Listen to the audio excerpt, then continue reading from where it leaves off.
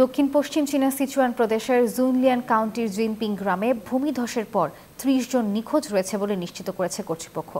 ইবিন সরকারের কর্মকর্তারা রবিবার এক সংবাদ সম্মেলনে তথ্য ঘোষণা করে বলেন, চূড়ান্ত সংখ্যা এখনও যাচাই করা হচ্ছে।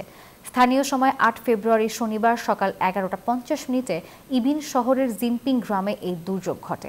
ক্রমাগত বৃষ্টিপাত এবং ভূতাত্ত্বিক পরিস্থিতিতে ভূমিধসের সৃষ্টি হয়। ধ্বংসস্তূপে পরিণত হয় পুরো এলাকা। এখনও ভূমিধস সক্রিয় রয়েছে। কর্তৃপক্ষের মতে ভূমিধসে অন্তত ১১টি ঘর মাটি চাপা পড়েছে। প্রায় ২০০ বাসিন্দাকে নিরাপদ স্থানে সরিয়ে নেওয়া হয়েছে।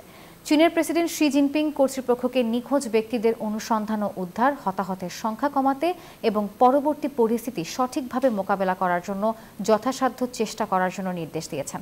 এছাড়া দুর্যোগ মোকাবেলায় ৩০ মিলিয়ন ইউয়ান, যা প্রায় ৪.১ মিলিয়ন মার্কিন ডলার বরাদ্দ করা হয়েছে বলে কর্তৃপক্ষ জানিয়েছে।